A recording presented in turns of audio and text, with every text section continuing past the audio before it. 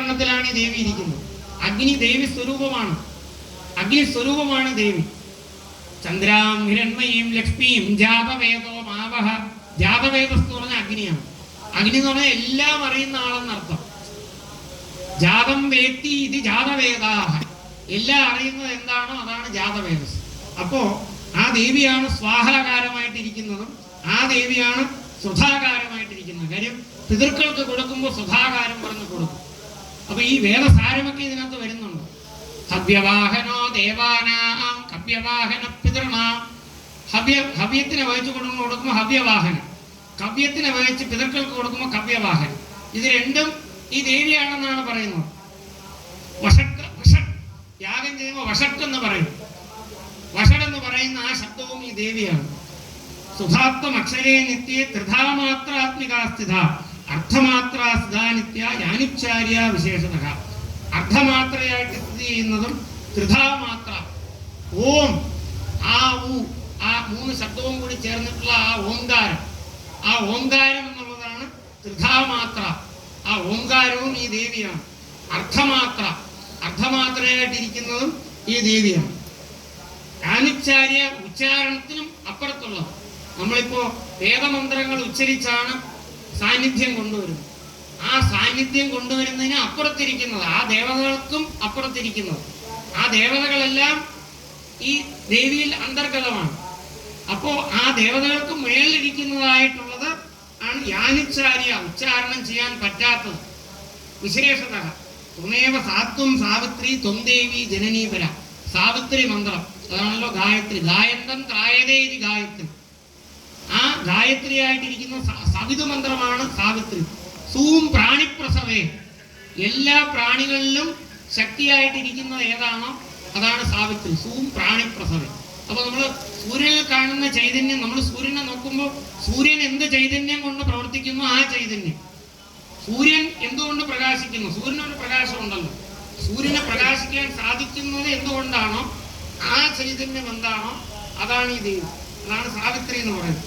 ത്വംദേവി ജനനീപര ധാര്യതേ വിശ്വം ത്വയേത സൃജ്യതേ ജഗത്. ഈ ജഗത്തിനെ ധാരിച്ചുകൊണ്ടിരിക്കുന്നത്, ഈ ജഗത്ത് മുഴുവൻ ആ ദേവി തന്നെയാണ്. അതാണ് ലാസ്റ്റ് പോർഷനിൽ നമ്മൾ വരും. രഹസ്യത്രയത്തിന്റെ ലാസ്റ്റ് ആയിട്ട് വരും സർവരൂപമയീ ദേവി സർവം ദേവീമയം ജഗത് അതോഹം വിശ്വരൂപാം ത്വാൻ നമാമി പരമേശ്വരി. ഈ ലോകത്ത് കാണുന്ന സകലതും ദേവിയാണ്. ദേവി അല്ലാതെ ഒന്നുമില്ല. ദേവീമയം ജഗത്. നമ്മൾ ഈ നവരാത്രിക്കൊക്കെ ഗുലു വയ്ക്കും. തമിഴ് ബ്രാഹ്മണരുടെ ഒരു സിസ്റ്റമുണ്ട്. ഗുലുവിനകത്ത് എല്ലാ സാധനങ്ങളും ഗുലുവിൽ വയ്ക്കും. ലോകത്ത് കിട്ടുന്ന എന്തും ഗുലുവിൽ വെക്കാം. അതിന്റെ അർത്ഥം എന്ന് പറഞ്ഞാൽ എന്തും ദേവിയാണ്, ദേവി രൂപം. കാര്യം ദേവിയുടെ ചൈതന്യമില്ലാതെ ലോകത്തൊന്നും തന്നെ ഇല്ല. അപ്പോ ബാല്യതേ ദേവി ത്വമസ്യന്തേക സർവത സുദൃഷ്ടോ സൃഷ്ടി രൂപാത്വം സ്ഥിതിരൂപാച പാലിനെ. സൃഷ്ടിസ്ഥിതി സംഹാരം ചെയ്യുന്നതും ആ ദേവിയാണ്. സദാ സമൃദ്ധി രൂപാന്തേ ജഗതോസ്യ ജഗന്മയെ. മഹാവിദ്യ മഹാമായ മഹാമേധ മഹാസ്പതി. മഹാവിദ്യയായിട്ടുള്ള പരമമായിട്ടുള്ള വിദ്യ ശ്രീവിദ്യ എന്ന് പറയുന്നതും ദശമഹാവിദ്യയും എല്ലാം ആ ദേവിയാണ്. മഹാമായ, മായ എന്ന് പറഞ്ഞാൽ ഇല്ലാത്തത് ഉള്ളതുപോലെ തോന്നിക്കുന്നതാണ് മായ എന്ന് പറയുന്നത്. യാമായ സാമായ. മായയ്ക്ക് താന്ത്രികമായിട്ടുള്ള ഡെഫിനിഷനുണ്ട്, വൈദികമായിട്ടുള്ള ഡെഫിനിഷനുണ്ട്. ഓരോ സ്ഥലത്ത് ഓരോ രീതിയിലുള്ള ഡെഫിനിഷനുണ്ട്. എന്താണെങ്കിലും ഞാൻ എൻ്റേത്, എനിക്കുള്ളത് എന്നൊക്കെ ഇല്ലാത്തത് ഉള്ളതുപോലെ ജീവാത്മാ എന്നുള്ളത് തന്നെ വളരെ ഹയർ ലെവലിൽ ഇല്ല. ഗായത്രി മന്ത്രം നമ്മൾ ജപം ചെയ്യുന്നതിൻ്റെ ഉദ്ദേശം തന്നെ ജീവാത്മാ അനാത്മാവാണ്. ജീവാത്മാ ഇല്ല, ജീവാത്മബോധം ഇല്ലാതാക്കുക എന്നുള്ളതിനാണ് ഗായത്രി മന്ത്രം ജപിക്കുന്നത്. പക്ഷെ അതിൻ്റെ ലോവർ ലെവലിൽ അതിന് ഒരുപാട് ഉദ്ദേശങ്ങളുണ്ട്. അപ്പോൾ ഇല്ലാത്ത ജീവാത്മാ ഞാൻ എൻ്റെതെന്ന് തോന്നുന്നല്ലോ. അങ്ങനെ തോന്നിപ്പിക്കുന്ന ആ ദേവിയാണ്, അതില്ലാതാക്കുന്നത് ആ ദേവിയാണ്. അപ്പോ സാ വിദ്യ, സാ മഹാവിദ്യ, സാ വിദ്യാസ്വരൂപിണി. വിദ്യയുമാണ് അവിദ്യയുമാണ്. ആ അവിദ്യ തെറ്റായിട്ടുള്ള ധാരണ ഉണ്ടാക്കുന്നതും ദേവിയാണ്, ശരിയായിട്ടുള്ള ആ ജ്ഞാനം കൊടുക്കുന്നതും ദേവിയാണ്. അപ്പൊ ആ ദേവി പ്രസാദിച്ചാൽ ശരിയായിട്ടുള്ള ജ്ഞാനം വരും. മഹാമേധ, മേധസ്സും ആ ദേവിയാണ്. മഹാസ്മൃതി, സ്മൃതി എന്ന് പറഞ്ഞാൽ വേദത്തിൽ നിന്ന് ഉദ്ഭവമായിട്ടുള്ള സ്മൃതി. നമ്മുടെ ഒരു ബുദ്ധി നമുക്ക് ആലോചിക്കാനുള്ള കഴിവ് എല്ലാം തന്നെ ആ ദേവിയാണ്.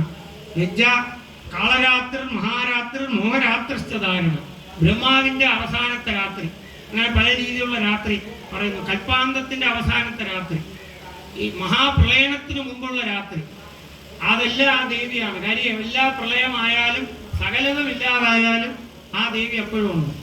അപ്പൊ ആ ദേവിയാണ് ആ ദേവിയാണ് ബ്രഹ്മാവ് തന്നെ ഈ പാരായണം ഭജിക്കുന്നത്. ലജ്ജാ പുഷ്ടി തഥാ തുഷ്ടി സ്വം ശാന്തിക്ക് ക്ഷാന്തി ഏവജ. ലജ്ജയും ആ ദേവിയാണ്, പുഷ്ടിയും ആ ദേവിയാണ്, തുഷ്ടിയും ആ ദേവിയാണ്, ശാന്തിയും ദേവിയാണ്, ക്ഷാന്തിയും ദേവിയാണ്. ലജ്ജ നമുക്ക് തോന്നില്ല, ചെയ്യാൻ പറ്റാത്ത ഒരു കാര്യം ചെയ്യുന്ന സമയത്ത് ലജ്ജ തോന്നും. ആ ലജ്ജയെ ആ ദേവിയിൽ എന്തും ചെയ്യാൻ ഒരു ലജ്ജയില്ല എന്ന് പറയുമല്ലോ, അതൊരു നെഗറ്റീവ് ക്വാളിറ്റിയാണ്. അപ്പൊ നമ്മൾ ഇങ്ങനെ ഒരു കാര്യം ചെയ്തു പോയല്ലോ, അല്ലെങ്കിൽ ചെയ്യാൻ പാടില്ല. കുലജന പ്രഭവസ്യ ലജ്ജ, 4-ാമത്തെ അധ്യായത്തിൽ പറയും. കുലജനങ്ങളിൽ ലജ്ജയായിട്ടിരിക്കുന്നത് നല്ല കുലത്തിൽ ജനിച്ച സ്ത്രീകളിൽ ലജ്ജയായിട്ടിരിക്കുന്ന ആ ദേവിയാണ്. ആ ലജ്ജയില്ലെങ്കിൽ എന്തും ചെയ്യും. ഇങ്ങനെയുള്ള കാര്യം ചെയ്യാൻ പാടില്ലാത്ത കാര്യം ചെയ്യാൻ പാടില്ല എന്ന് തോന്നുന്നതും, അല്ലെങ്കിൽ അത് ചെയ്യുമ്പോൾ ഇത് ഇങ്ങനെ ശരിയായിട്ട് ഇങ്ങനെ ചെയ്യാൻ പാടില്ല എന്ന് തോന്നിക്കുന്നതാണ് ലജ്ജ. ആ ലജ്ജയും ആ ദേവിയാണ്. പുഷ്ടി, നമ്മുടെ എല്ലാ പുഷ്ടിയും ആ ദേവിയാണ്. ശാന്തിയും ദേവിയാണ്, ക്ഷാന്തിയും സമാധാനം. നമുക്കെതിരെ ഒരാൾ പ്രവർത്തിച്ചാലും നമ്മൾ ക്ഷമയോടെ ഇരിക്കുക. ആ ക്ഷമയാണ് ക്ഷാന്തി. നമുക്കെതിരെ ഒരാൾ പ്രവർത്തിച്ചാലും അവർക്കെതിരെ പ്രവർത്തിക്കാൻ പാടില്ല, വേണ്ട രീതിയിൽ നമുക്ക് വിവേകത്തോടുകൂടി പ്രവർത്തിക്കണം എന്ന് തോന്നുന്ന ആ ബുദ്ധിയും ആ ദേവിയാണ്. അപ്പൊ ഈ ദേവി പ്രസാദിച്ചാൽ ഈ ക്വാളിറ്റീസ് എല്ലാം നമുക്ക് വരും എന്നും കൂടി ഇതിൽ നിന്ന് നമുക്ക് മനസ്സിലാക്കാം. പിന്നെ ശങ്കിനി, ചാപിനി, ബാണി, ഭുഷുണ്ടി വരും. പിന്നെ ആ ദേവിയുടെ ആ ഒരു സ്വരൂപം.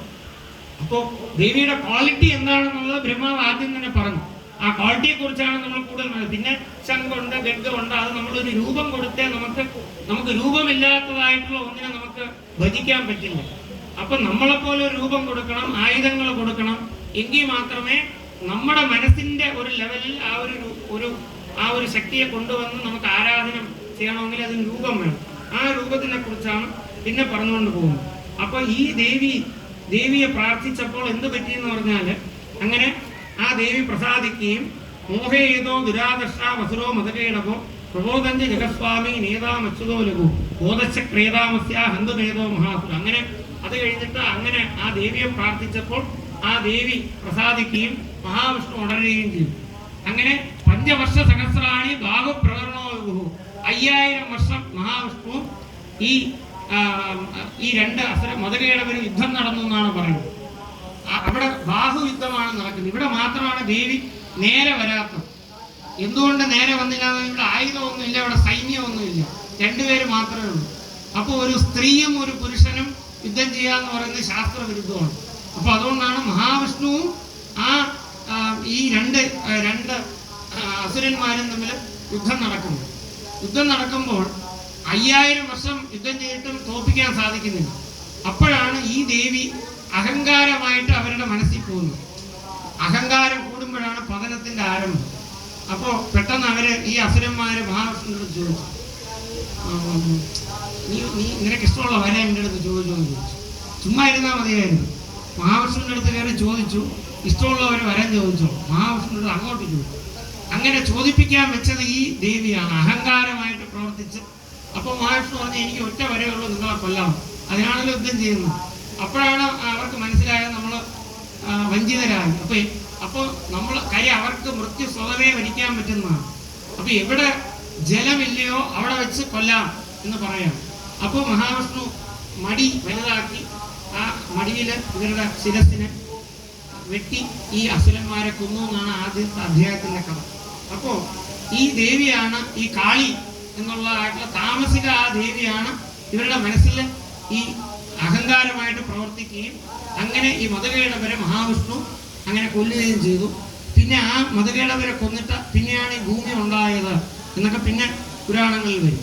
അപ്പൊ ഈ ദേവിയുടെ പ്രഭാവം എന്താണ് എന്നുള്ളത് ഈ ബ്രഹ്മാവ് ആദ്യത്തെ അധ്യായത്തിൽ കൂടി നമുക്ക് പറഞ്ഞു തരികയാണ്. അപ്പോൾ അങ്ങനെയുള്ള ആ ദേവിയുടെ കഥയാണ് അപ്പൊ ഈ ദേവി മഹാത്മ്യം വായിക്കുന്നത് തന്നെ കഥയായിട്ടും വായിക്കാം, പാരായണമായിട്ടും ചെയ്യാം. ഇത് താന്ത്രികമായിട്ടുള്ള ഗ്രന്ഥങ്ങളിലെല്ലാം ഇതിന്റെ ഇതിന്റെ പ്രയോഗം പറഞ്ഞിട്ടുള്ളതുകൊണ്ട് ഇത് പ്രയോഗമായിട്ടും നമുക്ക് ചെയ്യാം. അങ്ങനെ ഒരുപാട് പ്രയോജനമുള്ളതാണ് ഈ ദേവി മാത്രം. പല ആംഗിളിലും അതിന്റെ പ്രയോജനമുണ്ട്. അതുപോലെ ഈ 2-ാം അധ്യായത്തിൽ ഈ അടുത്ത